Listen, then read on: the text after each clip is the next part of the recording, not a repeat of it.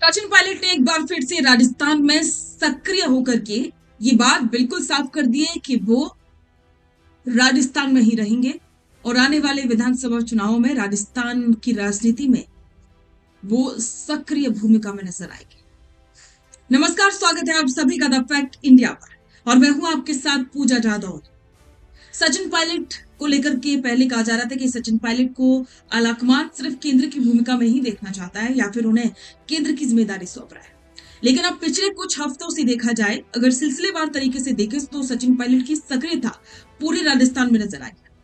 वागड़ अंचल से लेकर के पश्चिमी राजस्थान, हाड़ौती, पूर्वी राजस्थान, जयपुर, ये तमाम जो इलाके हैं अपना विधानसभा क्षेत्र यानी कि उनका खुद का टोंक, यहाँ पर वो लगातार सक्रियता के साथ मैदान में नजर आई और उनकी सभाओं में जो भीड़ देखने को मिली वो सीधे सीधे आलाकमान को ये संदेश है कि अब शेर मैदान में उतर चुका है। उनके समर्थक ये बातें कह रहे हैं और ये कहा जा रहा है कि अब सचिन पायलट को ही आलाकमान को लॉक कर देना चाहिए, राजस्थान की जिम्मेदारी उन्हें सौंप देनी चाहिए।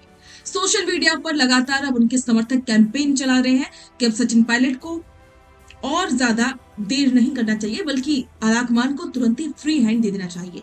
अगर कांग्रेस को 2028 में राजस्थान में विधानसभा का चुनाव जीतना है तो सचिन पायलट को अभी से जिम्मेदारी सौंप देनी चाहिए।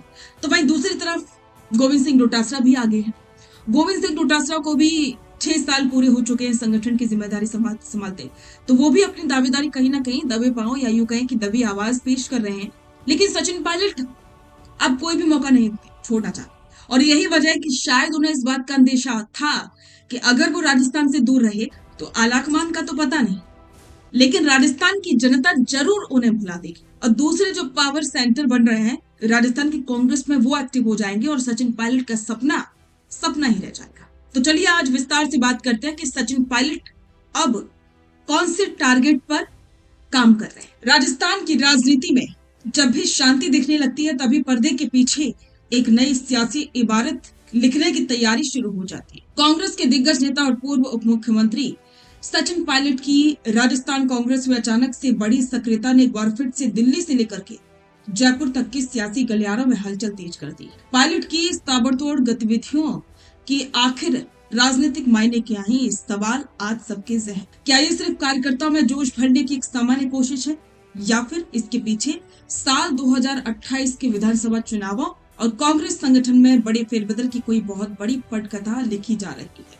आज हम इसकी परतें खोलते हैं। पिछले कुछ हफ्तों में देखा जाए तो सचिन पायलट अचानक से बेहद सक्रिय नजर आ रहे। वे न सिर्फ अपने विधानसभा क्षेत्र टोंक बल्कि पश्चिमी राजस्थान से लेकर के हाड़ौती और शेखावाटी तक के इलाकों में लगातार दौरे कर रहे हैं। आम जनसभाएं हो रही हैं, कार्यकर्ताओं के साथ बैठकें हो रही हैं और सबसे खास बात, इन दौरों में युवाओं की भारी भीड़ उमड़ रही है। राजनीतिक पंडितों का मानना है कि पायलट ने एक बार फिर से सोची समझी रणनीति के तहत अपनी जमीन को और मजबूत करना शुरू कर दिया है।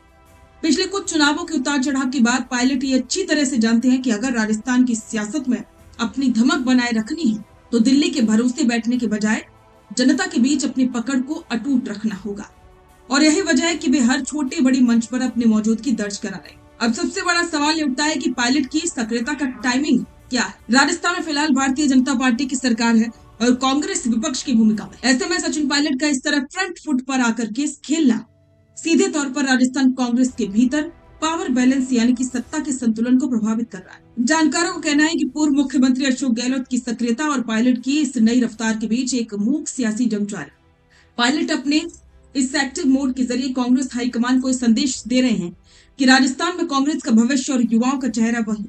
वे खुद को राज्य में विपक्ष की सबसे मजबूत आवाज के रूप में स्थापित कर रहे हैं ताकि अब भी और जब भी संगठन में बदलाव हो और इसकी बात चालू हो तो भविष्य के नेतृत्व की चर्चा हो तो उनका दावा सबसे ऊपर और अकाट्य रहे। इस पूरे मामले में दिल्ली यानी कि कांग्रेस आलाकमान का रुख भी बेहद दिलचस्प है। लोकसभा चुनावों के बाद से आलाकमान राज्यों में युवा चेहरों को आगे बढ़ाने की नीति पर काम कर रहा है। सचिन पायलट को राष्ट्रीय स्तर पर भी बड़ी जिम्मेदारियां दी गई थी, लेकिन उनका दिल हमेशा राजस्थान की मिट्टी में ही धड़कता है। पायलट की सक्रियता दर्शाती है कि उन्हें दिल्ली दरबार से भी हरी झंडी मिली हुई है कि वे राजस्थान में कांग्रेस को जनाधार में समेटने और मजबूत करने का काम जारी रखें ताकि बीजेपी सरकार की कमियों को जनता के बीच आक्रामक तरीके से उठाया जा सके। कुल मिलाकर के सचिन पायलट की राजस्थान में बढ़ती सक्रियता कोई सामान्य घटना नहीं है। ये आने वाले समय में राजस्थान कांग्रेस के भीतर एक बड़े नेतृत्व परिवर्तन का पूर्वाभ्यास है। पायलट ने साफ कर दिया कि वे लंबी रेस के घोड़े हैं और राजस्थान की सियासत से उनका ध्यान एक पल के लिए भी नहीं भटका है। अब देखना ये होगा कि पायलट की सियासी उड़ान उन्हें जयपुर के सिंहासन की तरफ कितनी तेजी से आगे ले जाती है। तो अब यहाँ पर देखना ये दिलचस्प होगा कि सचिन पायलट ने जो सक्रियता बढ़ाई है वो राजस्थान कांग्रेस के लिए अच्छी साबित होती है या फिर एक बार फिर से गुटबाजी को जन्म देती है। आपको क्या लगता है?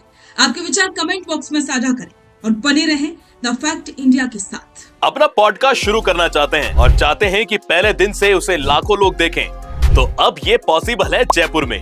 जयपुर का सबसे तेजी से बढ़ता हुआ digital news channel the fact India आपके पॉडकास्ट को वर्ल्ड क्लास बनाने के लिए जयपुर के बीचों बीच श्याम नगर में लाया है world class podcast setup, green screen setup, उसे शूट करने के लिए best state of the art facilities, editor से लेके लाखों फॉलोअर्स और करोड़ों वरी रील्स वाला यूट्यूब चैनल, और ये सब आपको एक ही जगह पर मिलने वाला है। तो पूरी जानकारी के लिए आज ही व्हाट्सएप कीजिए इस नंबर पर।